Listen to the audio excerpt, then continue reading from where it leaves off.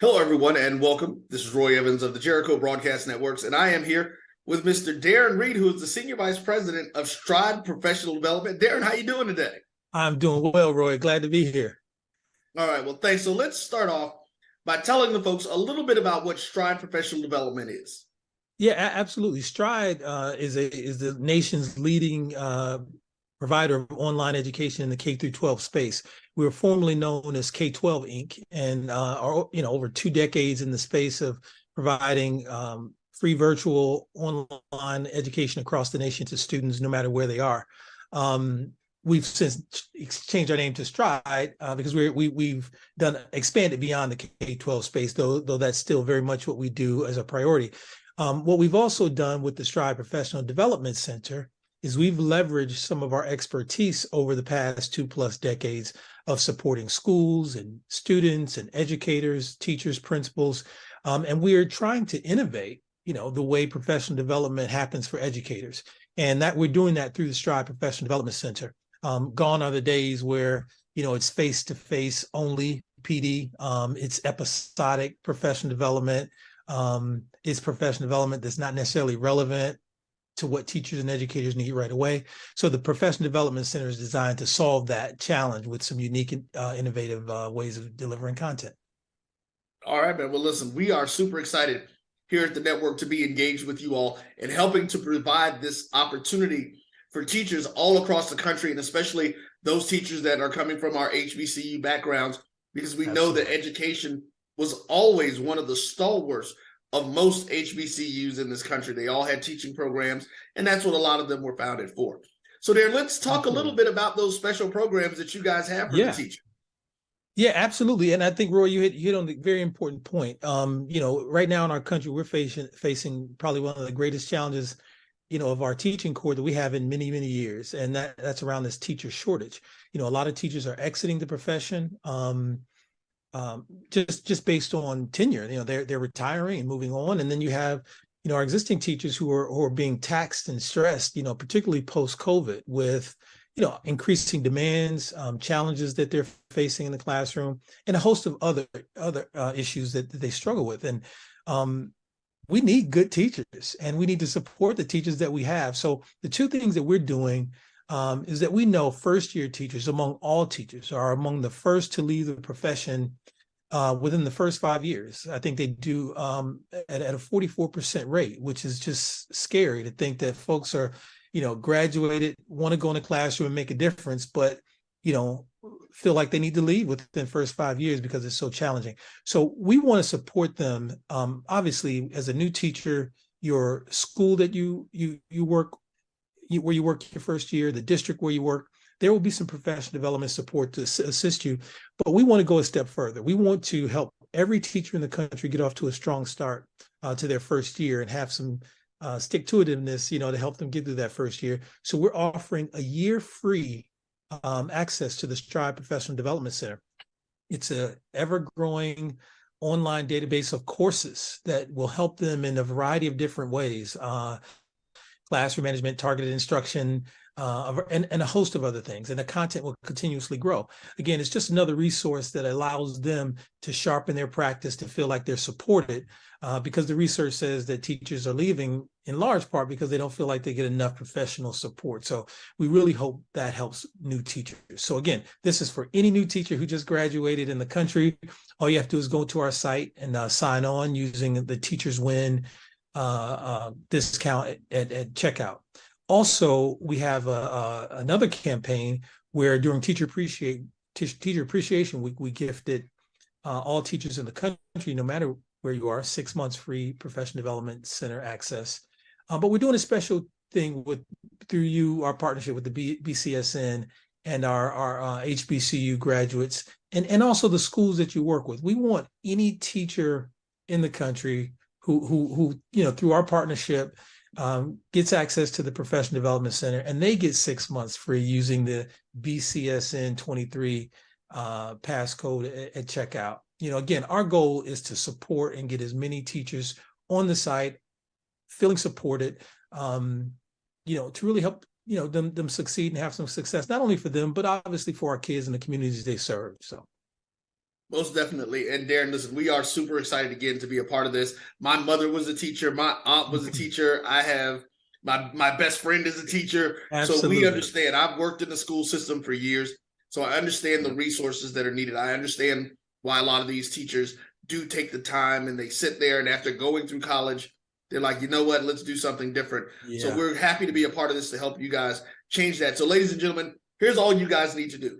All you need to do is take a look and go to the link that's right below us right now and see what you're going to do. You're going to see two links on the page now, just to make sure. The top one takes you to their professional development page, homepage, that'll let you know about some of the things that are happening there and the things that you have access to. Go to the second link that says Teacher Appreciation. That'll take you directly to the content page where you can sign up and get your free year if you're a new teacher, and your free 6 months if you're an existing teacher. Let's show them how we utilize resources, and we make sure that we take time, those folks who are HBCU alum, and use this. And let's see what Stride has to offer. We're excited about it. We know you will be too. Darren, is there anything else that you'd like to say to the folks?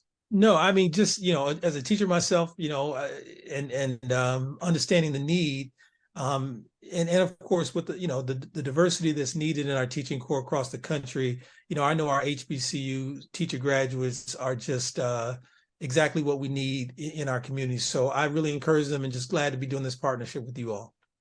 All right. Well, folks, there you go again, Mr. Darren Reed, Senior Vice President of Stride Professional Development Learning. We will be seeing you guys, and trust me, you'll be seeing more from their partnership with us as we move forward, always trying to do our best to make sure that we move forward with the community. Take care. Thank you.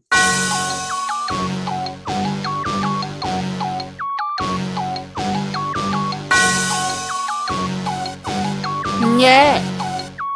I love my HBCU, and boy, I love it, love it. I love it, love it. I love my HBCU, and man, I hope my team they won one. Yeah. I hope my team they won one. Yeah, man. I hope my team they won one. I hope my team they won one. Yeah. I tune into the HBCU Sports Lab to see if my team won or lost. If they lost, I'm quiet as a mouse. But if they won, keep tab. I'ma do the dab, yeah. Dr. Cavil, he know what he be talking about. Mike and Charles, they know what they be talking about. They compress the analytic data with this hip hop. If you know them like I know them, they gon' tell you if your team, if they won or lost, and who the ball. So listen to Professor, yes sir, and pay attention, cause he gon' teach a lesson. This is Dr. Bill's Inside the HBCU Sports Lab with Mike Washington and Charles Bishop. Have a great show planned for you today. So welcome to episode 411, Inside the HBCU Sports Lab radio show and podcast, the show that's covering the sporting HBCU dash for all things HBCU sports, from institutions large and small. From the NAIA to the NCAA, we share insights and information on the HBCU sports culture, HBCU athletic aesthetics to facilitate the story of HBCU athletic programs and the business of HBCU sports. Charles and Mike, we just call it HBCU sports pedagogy. I'm your host, Dr. Cavil, along with my co-host, Mike Washington, Charles Bishop. We're filming from our home studios and sending a signal live to our KCOH 1230 AM studios with the Texas Radio Hall of Famer, multi-Hall of Famer, Ralph Cooper, in the beautiful home of Texas Southern University in Houston, Texas. With that being said, Mike and Charles, starting with you, Mike, how you doing today? Man, I'm okay if I can just find some shade out of the heat. I got a little, there was a little IM message or whatever from Carlos Brown, and I saw Charles chimed in on the temperatures in their respective cities. I sent one back. I had to say, I'm sorry, Carlos. I don't feel sorry for you. And what I sent him, it said it was like 98 degrees, but it felt like 112. So if I can get past this heat and get into football season, I'll be all right, Doc and CB. Yes, indeed. Charles, how you doing? Yeah. I second that emotion. I tell you, this heat is playing games with my allergies, Doc. I tell you, it's been rough today. It's been a 2 Zyrtec day. So, man, you sounding pretty good as you came in for our pre-show framework. Man, I got a little nervous. I was like, ooh, Charles, I don't know how you do it, but you turn the curve. You're like, all right. Yeah, when the lights come on, you got to come on. Yeah. But you guys are both being nice of it. Yesterday, I had a chance to really work with both of y'all. Charles and I went to the SIAC to Atlanta to cover the Football Media Day and Hall of Fame. And it was a great opportunity. We've lined up an interview for you with the commissioner, Dr. Holloman. So we'll do that in the next segment. But that being said, though, we got off, got a ride over. Shout out to AD Drew for taking care of us, picking us up at the airport, making sure we got over to the venue. We parked the car and get out, and we started walking. Beautiful day. Beautiful day. Charles looks at me, and he gives me this look, and I'm like, what's going on? And instantly I understand. He said, man, this feels good. I say, you're right. I couldn't even realize that fact. Man, we had somebody talking about, man, it's hot in Atlanta. I say, come on to Houston. Come on over. Literally, we get this is late. We get off on the airplane back in Houston at the Tarmac, just short of 5 o'clock. And we come out there, man. We look at each other and said, "Oh, welcome home." But this is the part I didn't share with you, Charles. So I'm sharing that with Mike. I catch it with Mike. I have to be on this side of town with Mike. Mike says, "Man, let's go out." We go to a place to make sure that we can enjoy some sundries. I'll put it like that. But it has this open area. We're sitting inside. They got the air blasting. I mean, it's cold. You sit on one side, but because they have this open area, man, we had to make sure we had plenty of sundries to make sure that we were nourished. And we added water to go with it to make sure we made it through it. And so I don't know if we were enjoying ourselves or we were putting ourselves through some type of hazing ritual because it was hydrating. Nothing like hydrating. But I do want to say this before we get in there and get to the news and get to some serious. I just want to open up to let everybody know these two gentlemen are extremely hardworking gentlemen, and I get a lot of the accolades in terms of the name being up there, and a lot of that is because of branding. I happen to have the doctor or whatever. But this show would not be what it is without Charles and Mike in terms of what goes on, allowing me to push them in such a way that I have a travel partner in many ways, and they make sure I can get to this, pick me up, car troubles and all this. And I've told them this personally, but I want to tell the public, I want to say thank you to you too, in regards to allowing me to take the next step and what I get from a lot of folks that appreciate it. And I need to make sure people understand that this is just not me. If it wasn't for these gentlemen, I would not be able to be what other folks hopefully think that I'm providing all of those that are happy to see HBCU sports. So from the bottom of my heart, I want to take this opportunity before we get to ripping and running in, chopping each other up and trying to make sure that we deliver the best thing out there. Thank you. Thank you both. Yeah, no problem, Doc. We appreciate it. All right, the checks in the mail, that's enough of that. So we ain't gonna get too much of that, no, that's enough. Charles, what news is on your mind? Yeah, let's go for it. And I think this came from yesterday, SIAC football games in 2023 to be featured on HBCU Go, and I'm sure we'll get into it. But the Southern Intercollegiate Athletic Conference announced that regular season football games will be featured on HBCU Go this fall. A total of 5 football matchups highlight the 2023 HBCU Go slate of conference games, including the Miles Albany State rivalry game on October 28th. And this is a statement from President of HBCU Go, Curtis Simons. This is a historic moment. The HBCU Go team is excited to partner with the SIAC to bring their conference games to a broader audience. We are committed to bring the best of HBCU culture and sports to our growing audience and SIAC fans. So that was a huge news yesterday coming from the SIAC.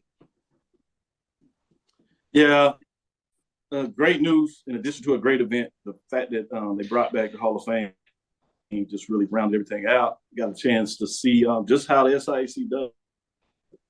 Growing league, proud programs and coaches, good stuff. Yes. All that stuff there. Let me go shift and go to you, Mike, in regards to seeing what's on your mind about some news of the day.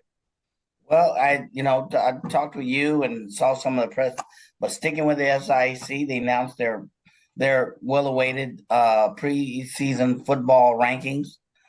From 1 through 13. As may or may not be a surprise to others, Benedict came in number 1, Albany State number 2, Tuskegee number 3, Fort Valley State number 4, Savannah State 5, Lane coming in at 6, Edward Waters at 7.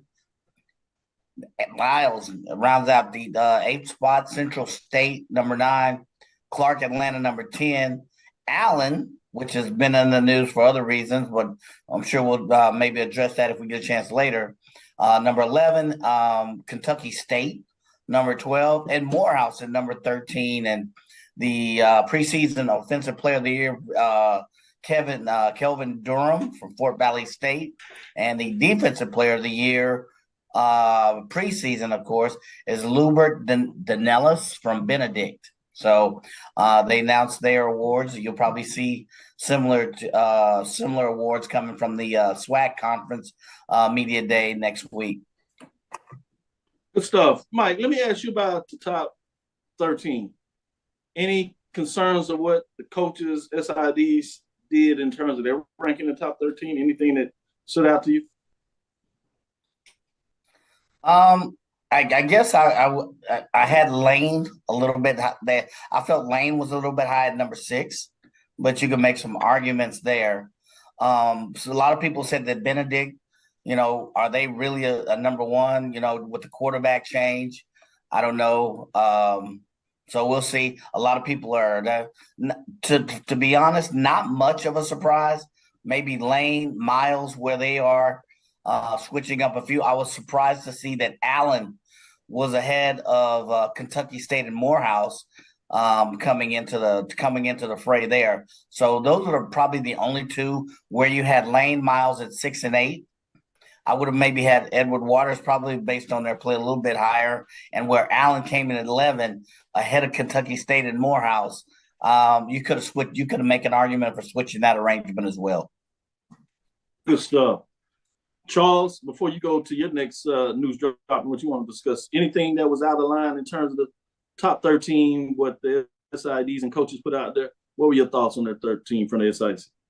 Not so much out of line, but I'm very curious about this Tuskegee Golden Tiger squad now, especially after we had an opportunity to talk with Coach Aaron James yesterday, talking about how everything is intact coming back from last year, and that was a pretty good ball team last year. And he said, the motto with regards to Tuskegee, the wait is over. So it'll be very interesting to see what this Tuskegee Golden Tiger team does this upcoming season, this new 8-game scheduling format now, where it separates the East and the West even more. So looking forward to it.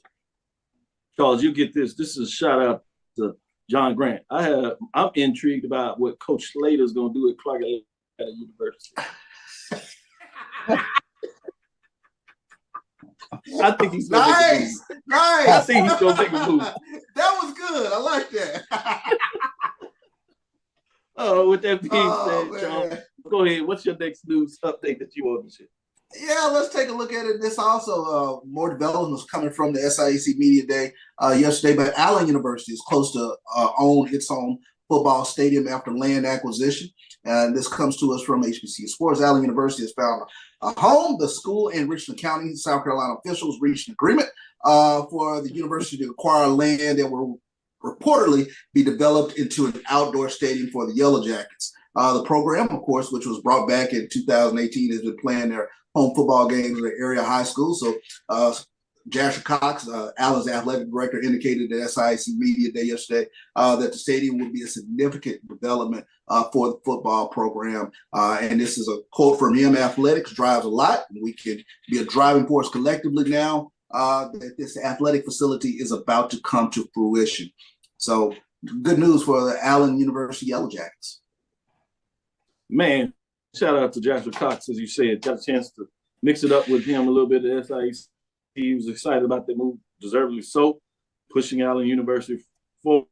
Just wanted to give a shout out to Jasper Cox. Got to talk to him off the record about some other things. He's on the move. He's one to keep your eyes on.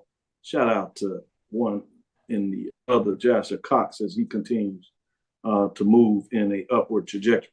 With that being said, Mike, what else you got for us? So this comes at I saw this on Instagram, and I saw a lot of the chats going back and forth. Then I happened to see it. I got to give HBCU Game Day and HBCUers credit. They aired it. After our talk in our last show about where we felt for number 7 through number 1 for the major divisions, there's an article on Howard University coach lays the case for the MEAC title game. And basically, Coach Larry Scott has seen the comments about his team sharing a MEAC title. Quote unquote, he's heard the whispers. So he refused to apologize for his squad's title as co-champs of the MEAC in 2022 in a recent interview. So the team went 4-1 in conference play with its lone loss to North Carolina Central, who went on to represent the conference in the Celebration Bowl against Jackson State and defeated Jackson State. So he goes on to say that, they don't make the rules, said this. So, and there's a lot of rhetoric in the article. I don't want to go on and read it verbatim, but this comes at the heel of us discussing how we felt. And Howard was not in the top 5, if I recall. And can Howard do the same thing again? So interesting that this article comes out on the heels of the SWAC and the MEAC Media Day, and that he's defending how they finished in 2022 and lays out a plan and a possible path for them to do it again in 2023. So I thought that was interesting news. Yeah, I do too, because in a couple of weeks I'll be up to Media Day in the MEAC, and I think that may hold intriguing conversation. Coach, it might come up. I think he might have might come to say to me, and I'll take this in. I'll take it on the chin. But good person, good coach, and it'll be fascinating for what's going on, and it's going to make for some intriguing dialogue over this season in terms of MEAC, because there's a couple of folks that are beating their chests and ready to get into action and believe that they have a football team that can take it to the next level. So it'll be fascinating how that goes there. Let's go to our first break. Come back on the other side. We have a surprise guest for you, kind of touched on a little bit. But with that being said, let's get into our break and come back on the other side and get into this great dialogue. Stick with us. We'll be right back after this break. Stride K-12 powered schools are ready to put over 20 years of being a leader in online education to work for you. Dive into curriculum designed for the online classroom. Team up with state-certified teachers trained in virtual instruction. Take control of your child's education journey. Discover the power of personalized learning with a leader experienced in preparing kids for a future they can be excited about. Take charge. Stride K-12. Enroll now for the fall. Stride K-12 powered schools are ready to put over 20 years of being a leader in online education to... The human voice has always connected audiences with experiences. Major brands all across America have trusted Cavil's voice time and time again. Conversational, powerhouse, intelligent, and sincere. That's the voice you need for your creative marketing process. KeaversVoice.com. Cavil's Voice, Cavil's Voice, CavilsVoice.com. Always on, all the time.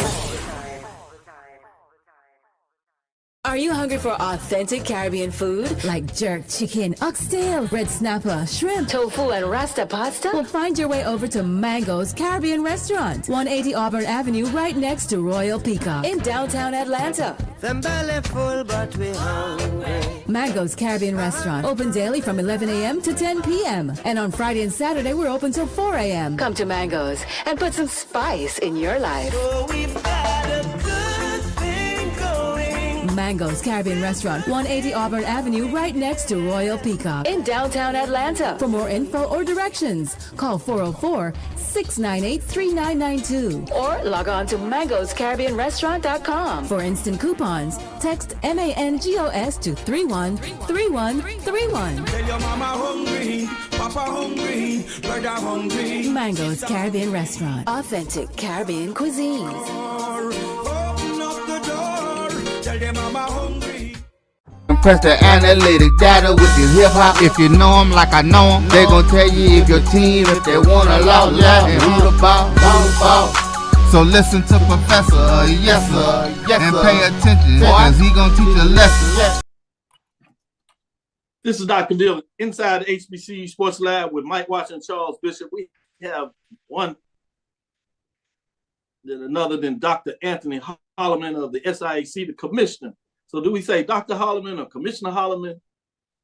How do we best say this? You know what? Do it appropriate. Dr. Cavil, I answer to anything they call me. I just want them to call me. Call you and make sure the check is deposited on time. I know that's it. Right. You looking sharp over there with the Peloton behind you, as we saying in the background. Obviously, they don't give it any shade, so we won't give them too much love. But it looks like you're getting your work out here. You know, I try. This job is one that you need to be fit and be able to move about. I know you could see yesterday I was trying to navigate the packed ballroom and make sure I was seeing everybody and speaking to everybody and thanking them for supporting us. You did well, and we're going to get right into that. And all jokes aside, you really did move around that room in terms of contacting and making sure they were feeling good. And I'm saying everywhere from the media folks to your special guests for your Hall of Fame that you brought back, which was done wonderfully, to your coaches, and in a lot of ways, most importantly, to your college athletes. You made sure that they were comfortable, that they were feeling good, that they understood this was about you, whether it's you now in terms of participating or previous college athletes that had participated and achieved great feats. And so I guess you didn't have to worry about getting your exercise in, or you got double time yesterday because you were moving around and making it work. You know, yesterday was a phenomenal day for the SIAC and our student athletes. You know, my first goal is to ensure that our student athletes have an outstanding collegiate experience.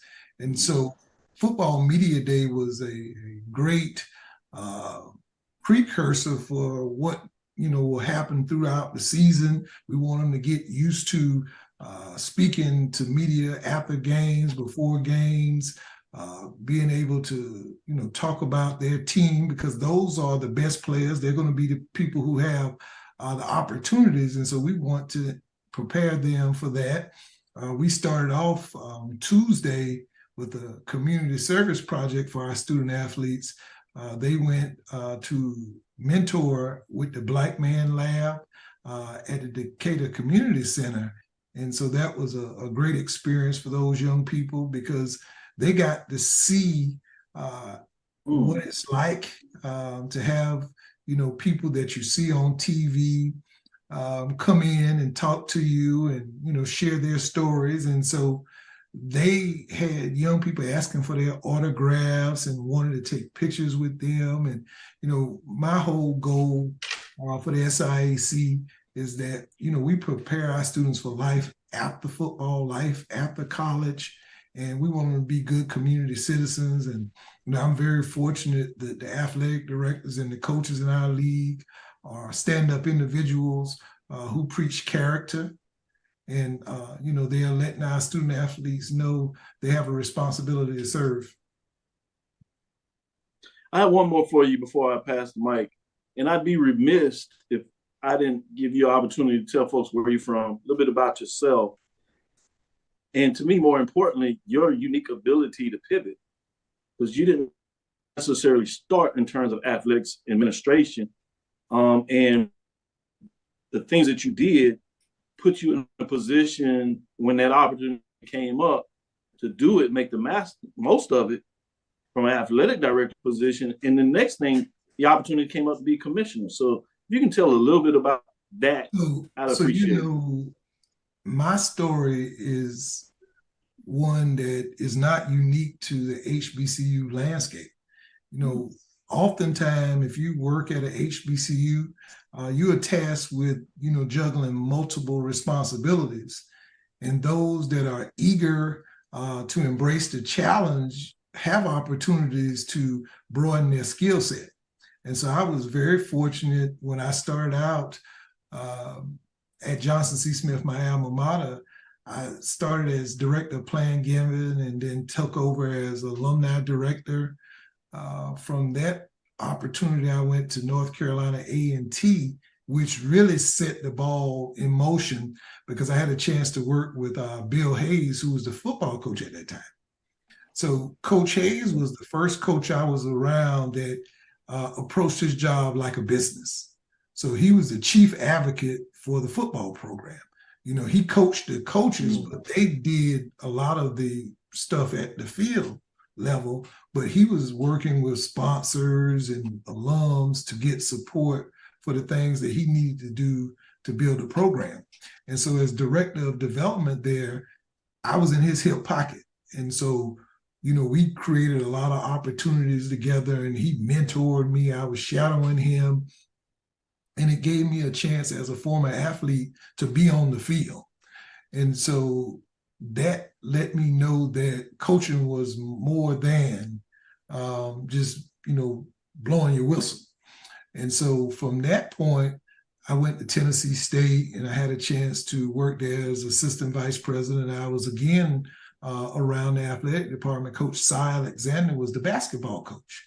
And so I had an existing relationship with Coach Alexander. And so, I followed him and shadowed him there. And so then my next opportunity was at Tuskegee.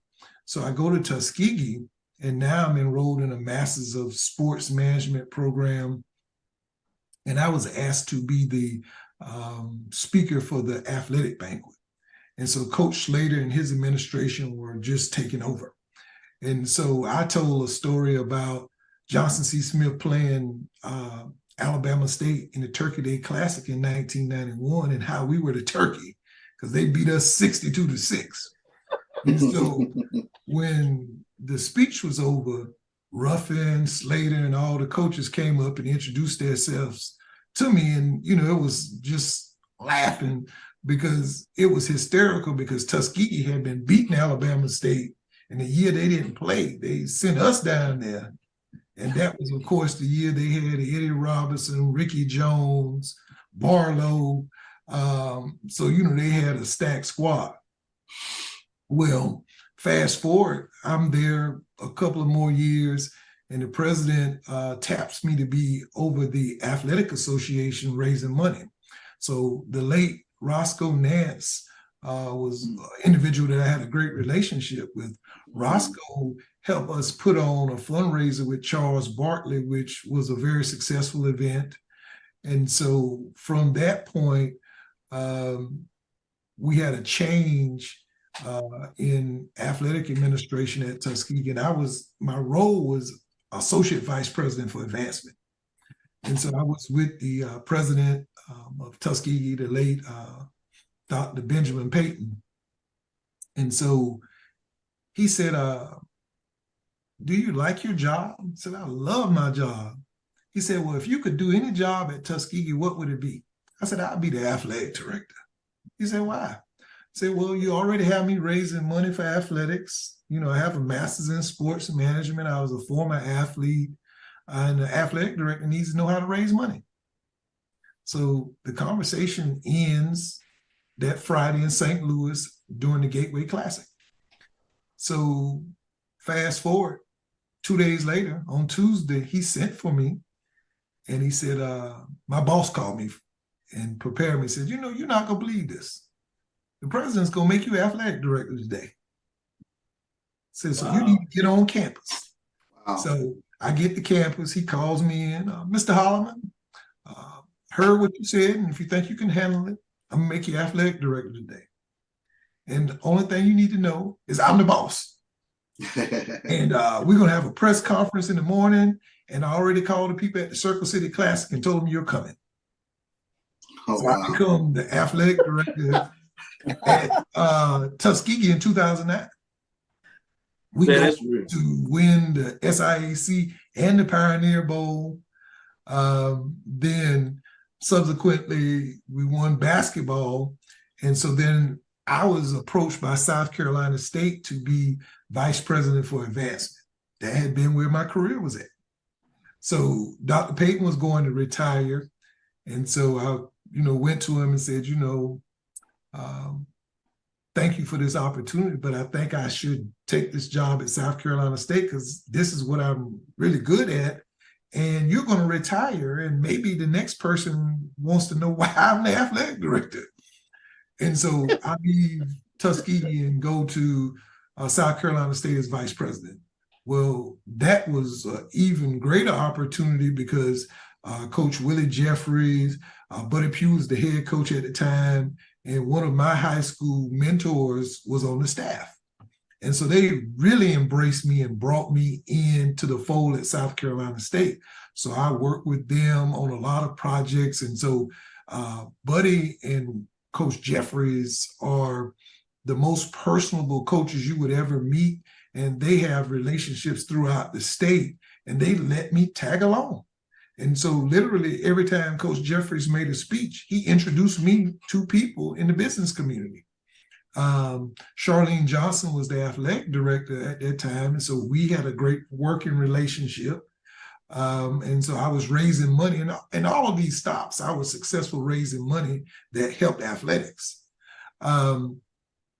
So I leave there and I go to Stillman. And at that time, Dr. McNeely, who's the chair of the SIAC President's Council now, was the president I worked for. And so he trusted me to run the athletic director search at Stillman. So we hired Paul Bryant, who's now at Alabama A&M. Mm. And so, you know, Paul was a phenomenal candidate. He just dropped the names, boy. And so I'm there and I'm helping, you know, raise money, and that's going well. Well, when I leave there and I go and I take a job as vice president at Jackson State, they were in transition. So literally Harold Jackson was let go and the athletic director was let go. So athletics was reporting to me at Jackson State. Mm-hmm. So I had always been in that space somehow over my career. Wow. So I go to Wiley, right.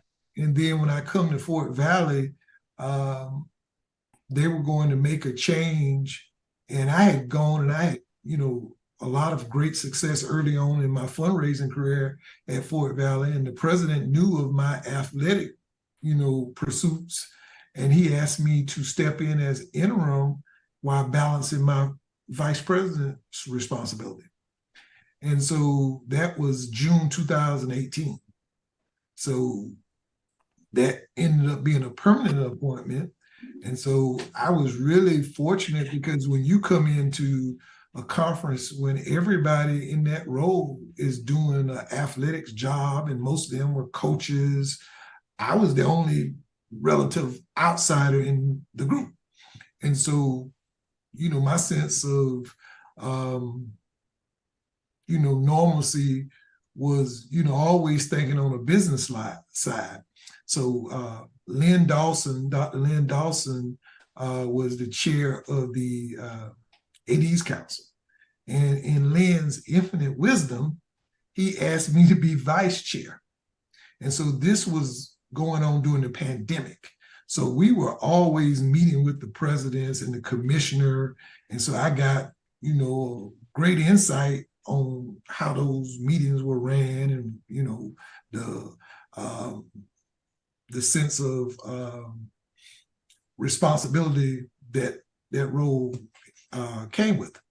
So when Lynn's term was up, I was elected chair of the AD's Council.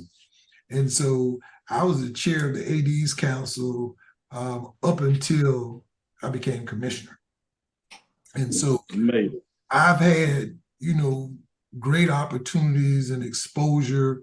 And so going into this role, I feel like I was really prepared because I had been working with Commissioner Moore. I had been leading the ADs for 2 years and supporting Lynn for another year. So I had some great insight. And so I really have to thank, you know, my colleagues, because they allowed me, as a person who was coming at it from a different perspective than them, to have input and to ask questions and make people think about things from a different lens. And so, you know, that's how I got to this point. You know, Dr. Cavil and I attended Hampton President's Harvey session advancing to the presidency. And so I always thought I would be a college president. But what I aspired to be in my dissertation is about leadership. And so this role, gives me an opportunity to lead. And, I'm very happy and I wouldn't do anything else. Good stuff. Great. And I wanted to get it out there because I don't think people can read that in a bio to really get an understanding of how I went through this. So I appreciate you taking that extra time. And I know that's not necessarily what you do for yourself. So to share that with people in a lot of ways with young people, I think is important because it allows them an opportunity to understand that the chances for you to get there are there, but you need to navigate that space and be wise about it. Let's take this next break. We'll come back on the other side and we'll turn over to Mike, to Charles, and Mike in regards to asking some more questions about the SIAC. Thank you. Stick with us. Be right back after this break. T. Madden and Associates is a sophisticated and experienced law firm located in your neighborhood. We're turning injury to cash. T. Madden and Associates obtained almost $2 million for my injury. They turned my injury to cash. Now, we can't guarantee how much your injury is worth, but we've recovered millions for our clients. Call T. Madden and Associates at 833-PAID-123. That's 833-PAID-123. This is Brian Fulford. A.D. Drew and I are co-hosts of the BCSN Sports Wrap. We talk about all things related to HBCU athletics. From the games, teams, coaches, and fan interest stories, we cover it all. You can find our shows on Facebook at BCSN Sports Wrap, YouTube at MyJBN Online, and everywhere you listen to podcasts like Anchor, Spotify, Google, and Apple Podcasts. You can also find the show on the Jericho Broadcast Network's app. Make sure to download. We look forward to you joining the conversation and being a part of the show. Stride K-12 powered schools are ready to put over 20 years of being a leader in online education to work for you. Dive into curriculum design for the online classroom. Team up with state-certified teachers trained in virtual instruction. Take control of your child's education journey. Discover the power of personalized learning with a leader experienced in preparing kids for a future they can be excited about. Take charge. Stride K-12. Enroll now for the fall. Nope. Nope. Come on, him? Ooh, I like him.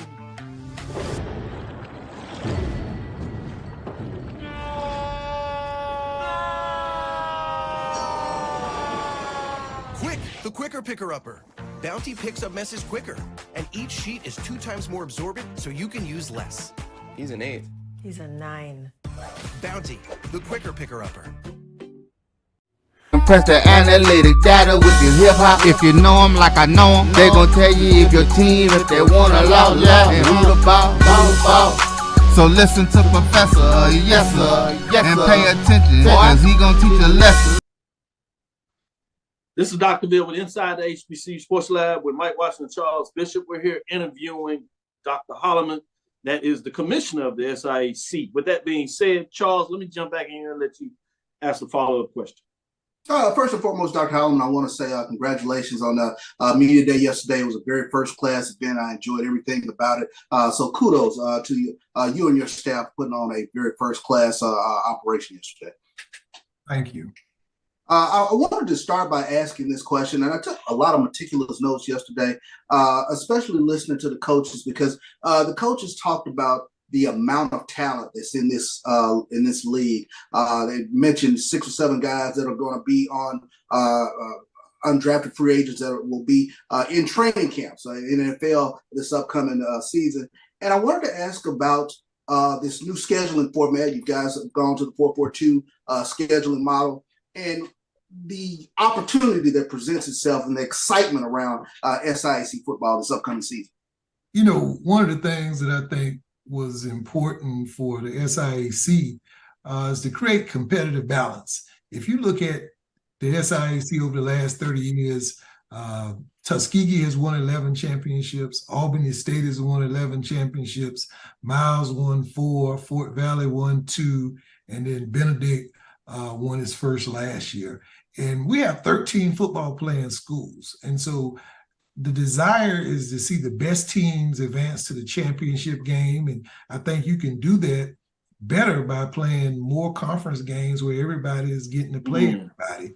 It's significant, I think, to have 4 home games and 4 away games. And we tried to balance out the travel to ensure that you didn't have to go to Kentucky State and Central State back-to-back weeks or in the same season if all possible. And so we were mindful of those things, and we wanted to maintain traditional rivalries. So you have Morehouse and Tuskegee that'll play every year, Morehouse and Clark, Fort Valley and Albany State, Savannah State and Fort Valley. So you wanted to maintain those rivalries, but be sensitive to make sure that a student athlete that's a 4-year athlete would play in every stadium during their time in the league. And, that was important to us. Another reason for us, we had 8 teams on the East and 5 on the West. And geography played a part in that, but the reality of it, I don't think it was equitable. And so, that was the first order of business and then creating a 4-year composite. The one thing that we haven't had in several years is a 4-year composite. So now our teams can go out and schedule non-conference games. If you want to play more D2 games or you want to go in search of guarantee games, you have that opportunity because you know in advance where your open dates are. Now for us, the one thing that's different is we have an odd number of teams at 13. So that means somebody's going to be open every week. And that means you could be open week 9 or 10. But with enough advance notice, then, we're hoping that they can find games that are appealing to them.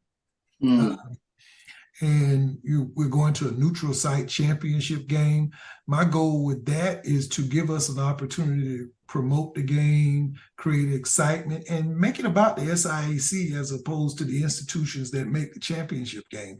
So we want to go to a city that will offer us the opportunity to have host committees with our alums from each of our member institutions that are promoting the game, that are selling tickets, helping us secure sponsorships so that we can have a great game experience and a great experience for the student athletes.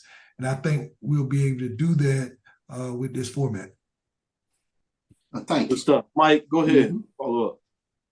Yeah, first I echo CB's thoughts on. Unfortunately, I could not make the SIAC Media Day, but I have been there in years past. So congratulations on a tremendous event. I want to switch gears on the question. You've had a number of stints at various universities, and one of the accolades that seems to follow you is tremendous fundraiser. Tremendous friendship builder. As a matter of fact, in your last stint at Fort Valley State, I think you set a record for fundraising and friendship building, which goes to relationship building.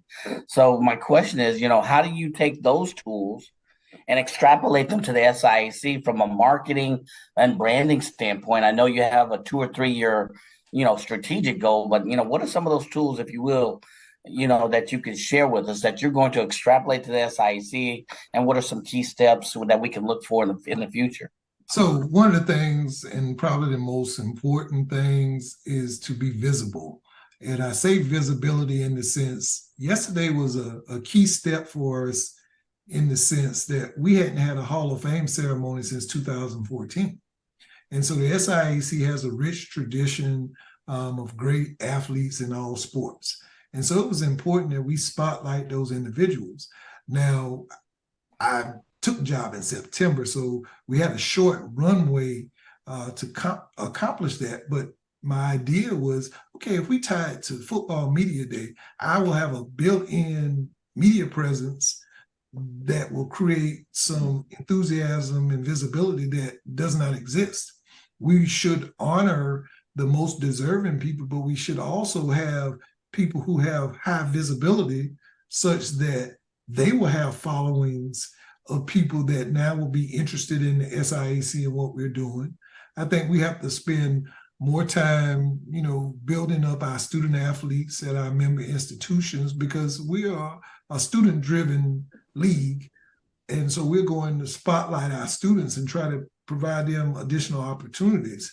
One of the things for me, I am not looking for sponsors as much as I'm looking for partners. And so we are going to focus on entities that are willing to partner with us, provide financial resources, but in turn provide opportunities for internships, co-ops, and permanent employment for our students after college. And so I think that is very important, because when a company partners with you, they're invested in you. And so my philosophy is to build the SIAC inside out. We're going to take what we do well to the masses. We're going to be highly visible. I'm going to take opportunities to be on platforms like this, where I can talk about the SIAC, our student athletes, our member institutions. And we want to partner with credible institutions. And so we'll look at opportunities like the one we announced yesterday, where we're going to do 5 games with HBCU Go this year, and it'll be 7 teams or 7 games total. We'll have 2 non-conference games that we participate in. But it's not about that as much as it is creating platforms so our fans and our alums can follow our student athletes in all sports. And so I'm focused on our Olympic sports and to create more visibility there. We are working on national partnerships with other leagues, Division I and Division II. I'm happy to announce that Morehouse and Fort Valley will travel January 2nd through the 7th of 2024 to play UCLA, USC, and Pepperdine in men's volleyball. Wow. Wow. Wow. UCLA is the defending national champions, and they are hosting this activity. And Coach John Sparrow, who is the U.S. national team coach, as well as UCLA's coach, has been a good partner with the First Point Volleyball Foundation and supporting us in this endeavor. And so we're looking at opportunities to increase the brand awareness, to be associated with entities that are doing good work, and that will ensure that I can push the SIAC to the top of Division II. Awesome. All right. Okay. Thank you, Dr. Holloman. Is there any way we can ask you to stay over for one more segment? I know your time is very busy. Sure. Great dialogue, and I know there's some more information that we want to get out to the people. So let's take this next break. We'll come back on the other side and follow up a little more in terms of our interview with the commissioner of the SIAC, Dr. Holloman. Now, you can't live in Texas and not have a good red meat blend. Texas Cowboy Dust is designed for steak and other red meats. It's out to be my most popular spice blend, made with onions, peppers, ground mushrooms, pink salt, and other spices. Texas Cowboy Dust also goes great with chicken, pork, vegetables, and adds a restaurant quality sheen to gravies and sauces.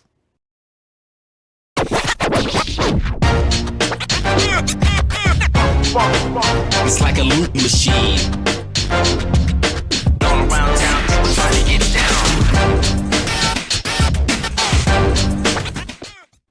Vanilla smoked sea salt seasoning is for seafood. The tarragon and fennel bring out the natural sweetness in seafood.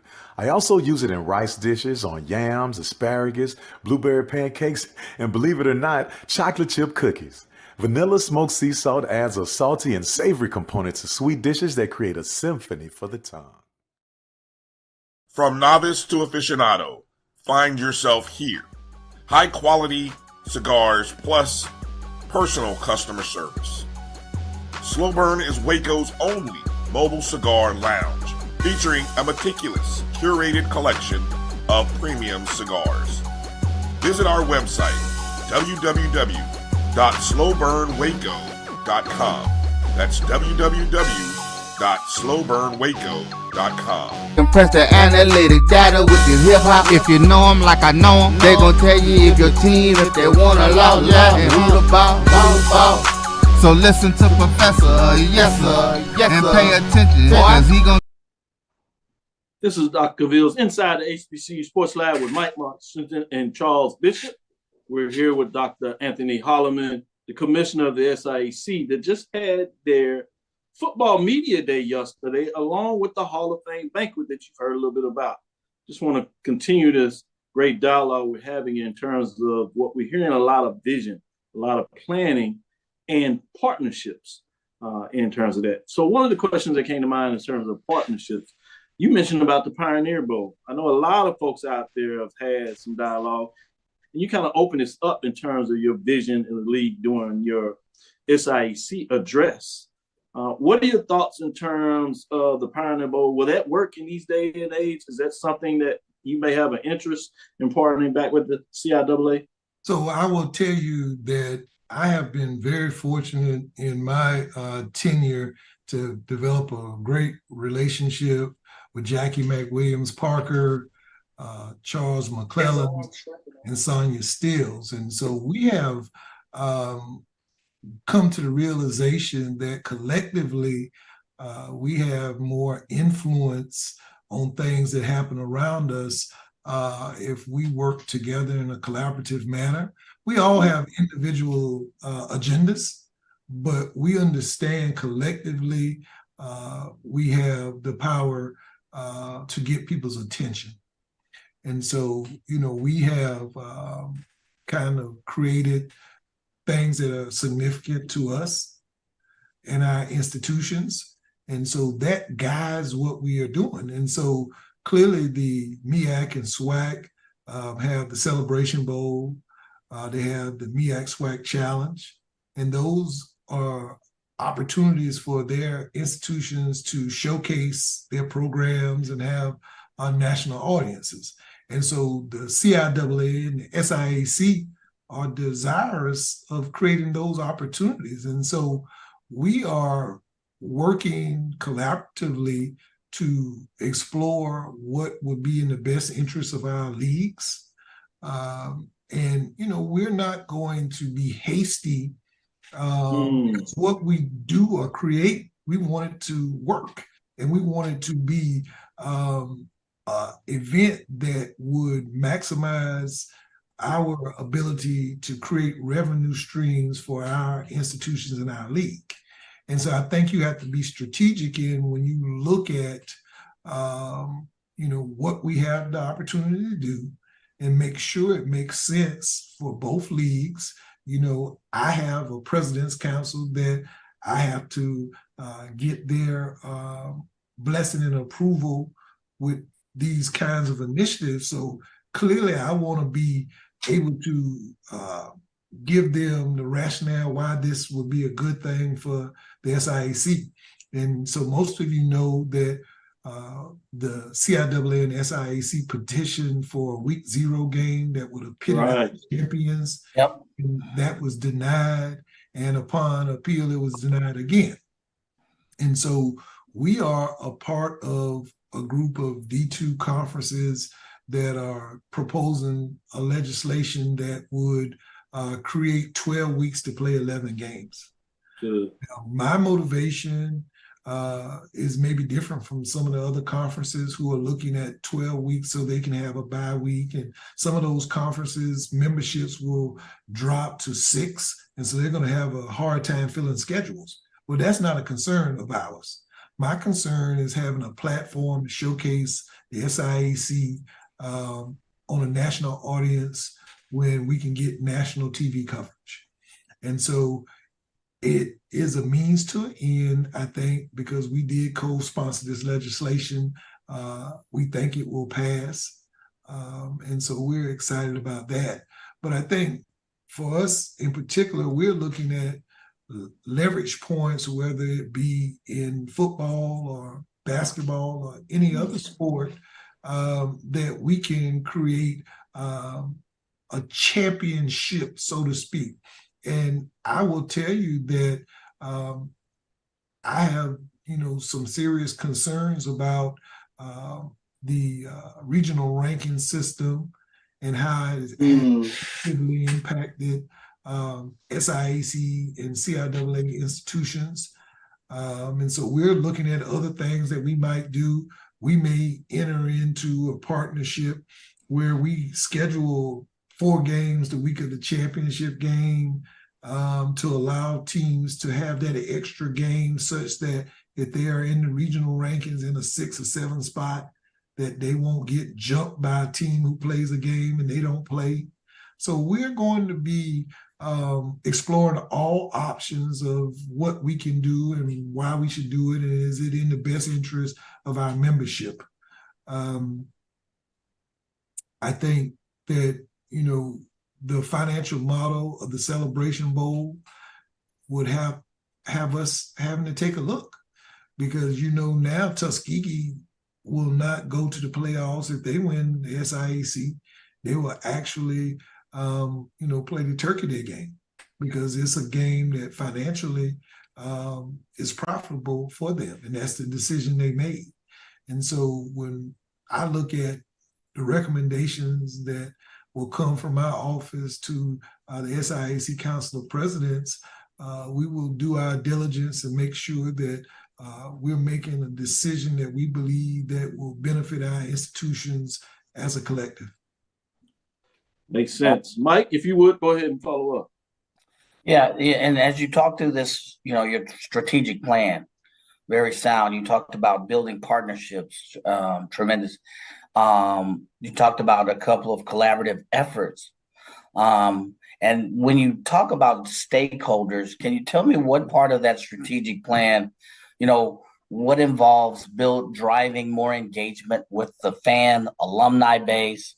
You mentioned, the opportunity to see your students, but are there other activities to drive that engagement more and also to promote more game day experiences?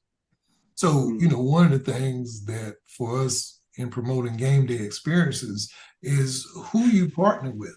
So if you're partnering with a Coca-Cola or Cricket Wireless, making sure when you negotiate these deals that it comes with their support, that they're going to participate and provide opportunities where they're bringing their collateral to these venues. So you get people in the parking lots earlier, you're driving more engagement, not just the tailgating, but the things that are ancillary to that experience.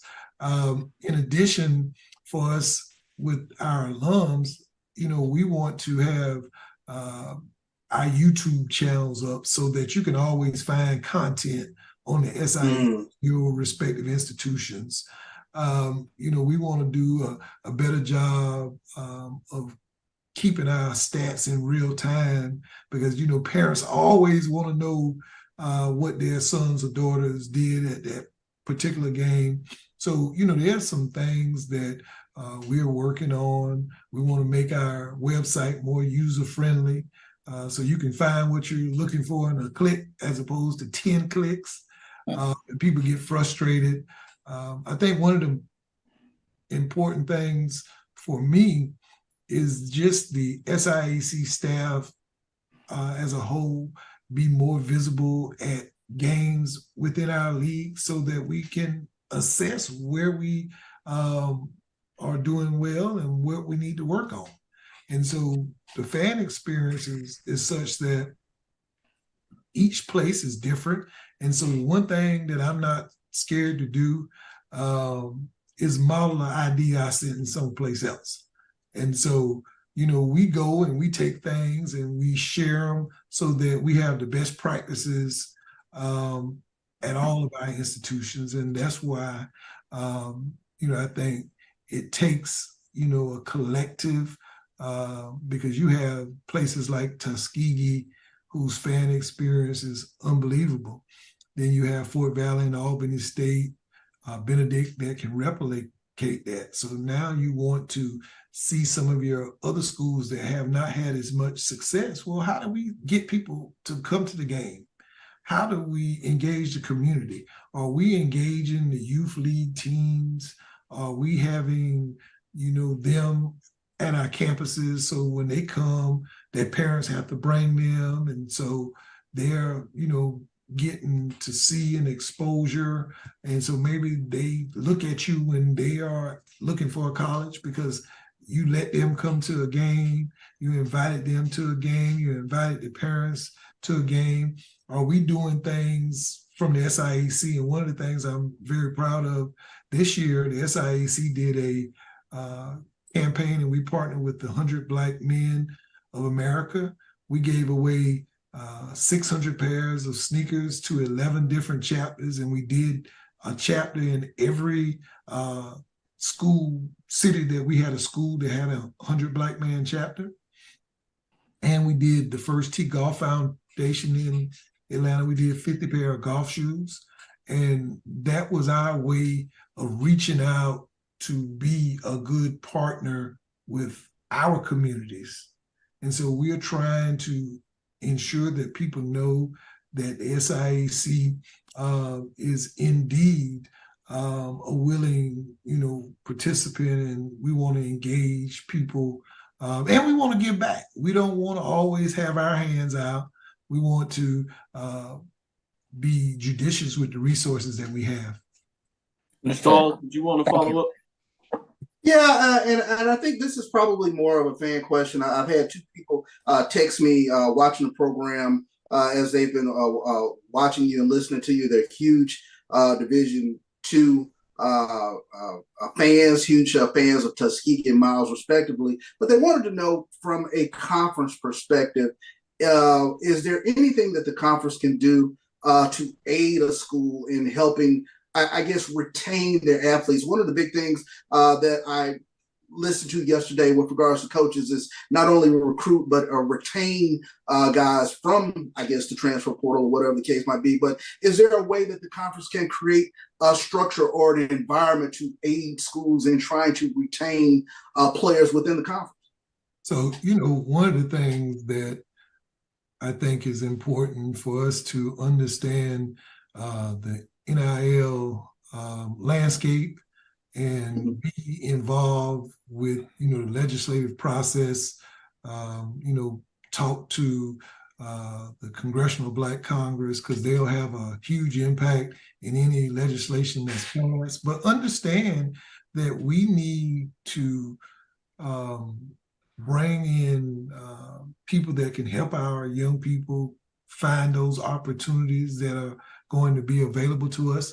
When I was at Fort Valley, I brought in an NIL specialist to meet with my student athletes, and we opened it up to the SIAC community at large, because I was moved by the idea that there's a lot of money, but it's not going to a lot of people.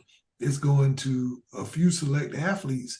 But if we know how or what people are looking for, they're looking for your social media presence. They're looking for the image that you portray, because they want to know that if they associate their brand with you, that you're not going to be an embarrassment to them.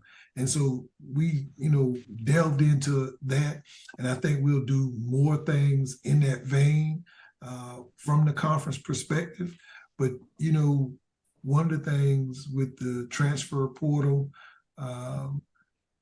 these larger institutions are dangling carrots, and, we have to do I think, a better job of educating our student athletes on what, is going on.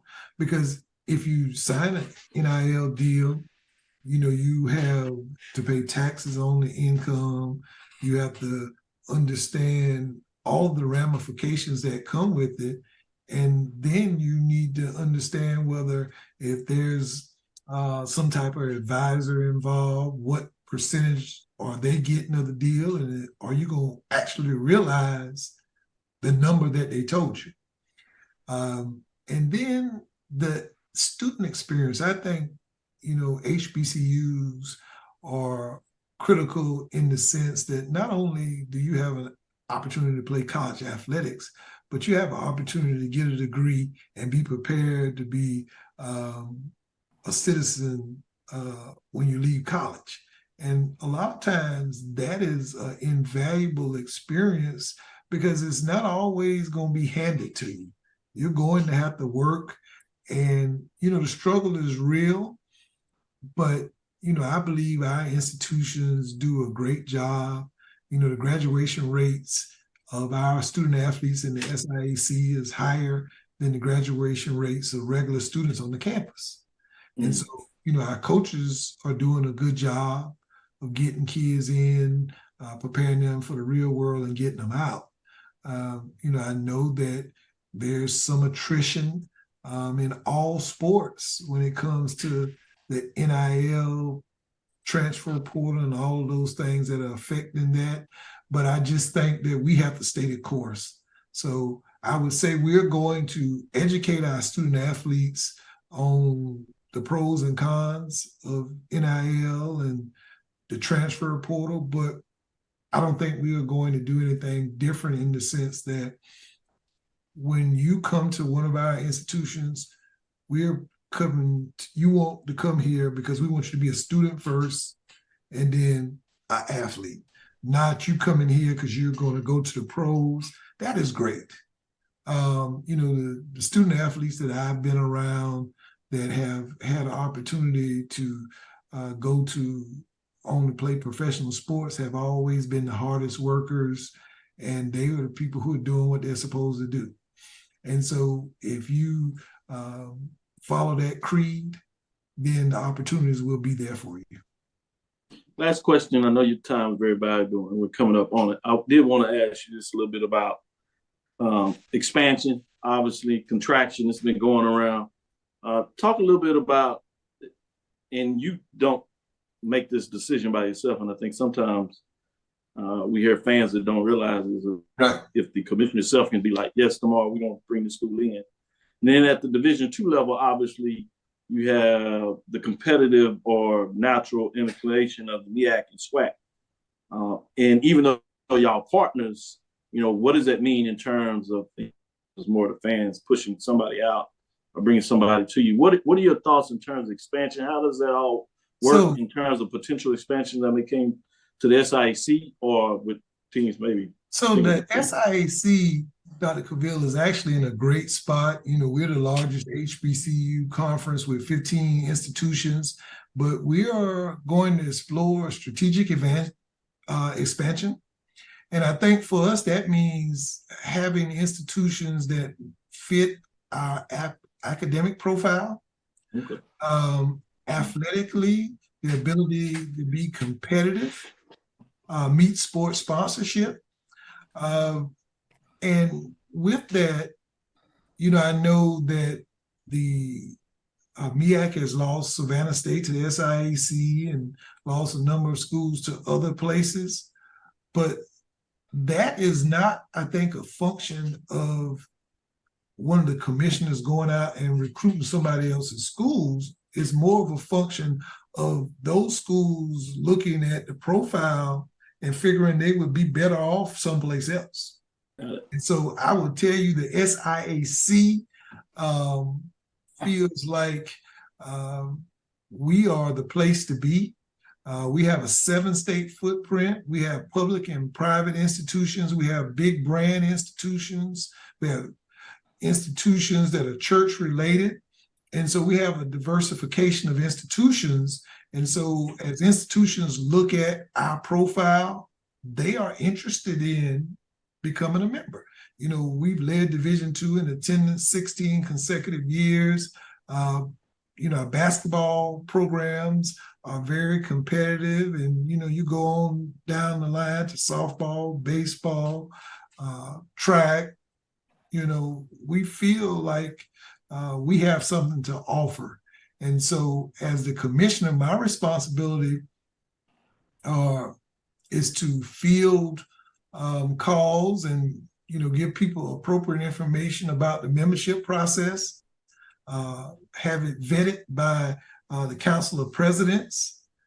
And so we are open for business. And I like we will be receptive, and we will be thoughtful in the process of letting institutions know we have a certain profile, and these are the things that will be important to the SIAC and its members, because the one thing that we wouldn't want to do is have a bad fit. And so, it's my responsibility to do my diligence and report to the presidents the findings so that they can make an informed decision, because that's the one thing that's key, goodness of fit. And so we won't sacrifice that to become larger. Most definitely. We've seen that recently with Edward Waters and Allen University, to name a few, in terms of them seeing the benefits of the SIAC and the SIAC and them as good fits. So great points there. We'll let you go on that. Just want to say thank you for your invaluable time and coming in and sharing the vision, the process of SIAC, particularly after a great SIAC Football Media Day 2023 with the Hall of Fame class. Anything that you want to add or say that we didn't give you before we close? I would just like to thank you, gentlemen, for taking the time to speak to me tonight, but traveling to be with us yesterday was a great atmosphere, and you all brought, tremendous value by covering our student athletes. And, I'm, looking forward to an amazing competitive football season. And, last year, Benedict definitely wasn't picked to finish first. So, I would, encourage everybody to not read too much into the predicted order of finish. The games will be decided on the field. And so always, I can't wait till the ball is snapped. Well said. Absolutely. Well said. With that, as we close, take our last break, we'll come back to close out the show with a couple of comments for Mike and Charles. Just want to say thanks again. AD Drew said SIAC is in great hands with Dr. Holloman. So a lot of folks out here are really appreciative of what you're putting together and above those that watch the shows today. So with that being said, thank you for your time. We'll be in contact, and just know anytime you have any additional news that you want to get out there, call us. We'll make room and space for you to be able to share that. You need that platform. So thank you, Thank Dr. you, gentlemen. All right. No problem. SIAC Commissioner. We'll be right back after this break. The Cavil Group is a Florida-based marketing and training consulting firm. We help businesses communicate to their target audience and engage them in conversation. We also help to expand their audiences, which will ultimately result in growth for those organizations. In addition to being a certified constant contact specialist, my colleagues and I are also certified in John Maxwell Leadership Principles. We use these proven principles to conduct workshops, training, and private coaching sessions for individuals and companies looking to take things to the next level. Contact us to schedule a free consultation. Issues today, don't delay, call Cavil. Compress the analytic data with your hip hop. If you know them like I know them, they gon' tell you if your team, if they want a lot, and who the ball. So listen to Professor, yes sir, and pay attention, cause he gon' teach a lesson. This is Dr. Cavil's Inside the HBCU Sports Lab with Mike Watson, Charles Bishop. Hope you enjoyed our dialogue interview with Dr. Holloman, the commissioner of the SIAC. With that, Charles, I wanted to come back and I just wanted to frame this to get your overall thoughts. We're starting to see, obviously, with the great reporting from whether HBCU Sports, HBCU Game Day, other segments out there in the marketplace that are providing this, but you're starting to see the vision and strategy of several of these commissioners that are, and as well as VPs and ADs that are really providing a framework that they're sharing the masses about understanding athletics, the business side of this, also the relationship you have with your college athletes, and understanding these numbers in regards to a lot of decisions that are being made, whether it's anything from participating in classics, whether it's working with the NCAA or challenge the NCAA where it's appropriate, working with each other. We've seen that platform, which is different at a level we haven't quite seen before. So I think in a lot of ways, you can really see HBCUs are in good hands and stewardships with the leadership from the athletic perspective, whether it's on campus in terms of ADs and VPs or in the commissioner's office, to me, really across the board. What are your thoughts in general about this framework of athletics? Yeah, and I want to say this, and I especially grown closer to it, especially in regards to the master's program and the doctoral program at Texas Southern University. But I want to say that, like you mentioned, we are in extremely great hands with these commissioners and ADs now who are really doing a tremendous job being forward thinking in regards to the business of HBCU athletics. HBCU athletics is a very unique sort of a business structure, and to understand what the fans wanted to provide that, and to go about the brainstorming of continuing to try to provide fans the best possible experience. And I continue to say we are in a renaissance of really watching how things can play out in the next few years. We see college athletics in general transforming right before our very eyes. And for these commissioners and ADs and administrations to really be out in front of things, it gives you a very, very good feeling in terms of being a fan of HBCU athletics. Great points as always. Mike, you always are big about strategy, but that strategy and vision from an analytical perspective. Looking at the data to tell the story, but to help you make decisions. Do you believe you're seeing more of that in terms of leadership of several, if not many, of the HBCUs, from individual institutions to the commissioner office of these leagues? Yeah, absolutely, without question. You can just sit in a 5-minute conversation, and you can hear the background of a business strategy with a passion for HBCU athletics. You hear Dr. Holloman, and you heard him, understanding the landscape is one of those things that are important from a strategic approach. He said, we have a 7-state footprint. We know our business. We know what we're good at. We have a diverse portfolio. If you just close your eyes, that sounds like the valuation of a very valuable business organization. But as CB said, this is an HBCU division. So it's got a uniqueness. So at the same time, while there's a business approach, there's an understanding of how that uniqueness, that unique diaspora fits into that business strategic approach. And you hear more of these ADs talking about that. Yes, one of the things you heard, Dr. Holloman said, yes, we'll look at, alignment, but we have to go with what makes sense for the SIC. Where, he talked about several factors: budgeting, students, portfolio, balance, all of the factors that go into making that kind of key decision statistically and strategically. You hear more of these ADs talking about that. And there's a unique fit and a unique approach to the HBCUs. I'm very pleased to hear that.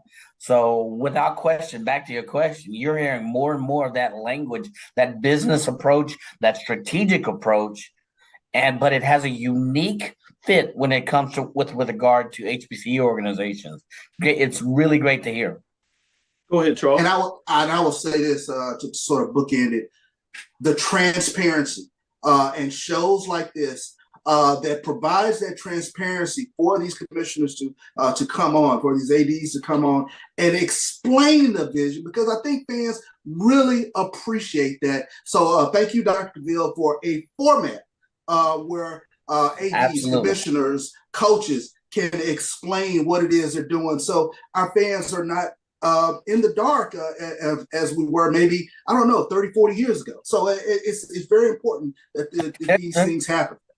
And there's one other, I'm sorry, there's a factor of trust. You heard CB mention, Dr. Cavil, the trust for these ADs to come on your platform and to provide transparency in the vision, but you hear trust that they're building with their stakeholders, trust with other ADs, trust with other organizations. You hear a lot of that language coming as well. So I echo Charles's comment, hey, you built a network of trust, and that's reverberating to other ADs, and you hear that in their language and incorporate it into their strategic approaches. Thank you for your comments. Great points that you make. And it's all of us that puts it together, including Black College Sports Network, Roy behind the scenes and making this work to make sure we have the vehicle to make this go With that being said, download my JVN, my BCSN. Help us help you to make sure that we can continue to give you this information. So continue to support those likes, subscriptions, important in regards to what we do. The commentary is even more important in terms of supporting that you know that you appreciate the format that we provide. With that being said, we'll say thank you for listening to Inside the HBCU Sports Lab. Make sure you share our podcast with your friends and colleagues. I am Dr. Cavil, the Dean of HBCU Sports, coming from inside the lab in the College of HBCU Sports with Mike Washington, Charles Bishop. Hope you enjoyed our guests. Again, Dr. Anthony Holloman, the Commissioner of the SIAC. Again, we want to thank you for listening to Dr. Bill's Inside the HBCU Sports Lab with Mike Washington, Charles Bishop, every Tuesday and Thursday at 6 o'clock. We look forward to next week as we discuss the latest in the news. Follow me, Dr. Kenyatta Cavil, that's DrKenyattaCavil, Twitter, Facebook, and Instagram. Inside the HBCU Sports Lab 1 on Twitter, Facebook, and YouTube. Inside the HBCU Sports Lab. We'll be joining threads as well. I'm there personally, but we'll make sure we get Inside the HBCU Sports Lab over there as well. So we're going to make sure we're in the places and markets to be. With that said, thank you to all the lab listeners for continuing to make sure that we get it done. Make sure you watch the ONG Strike Zone on Wednesdays. Make sure you check out Carlos Brown on Saturday. And then on Sunday night, make sure you have Brian and AD with Sports Rap. With that being said, dream big, continue to move forward. We will talk with you soon. Charles. Horse. Mike. Lecture. Dismiss.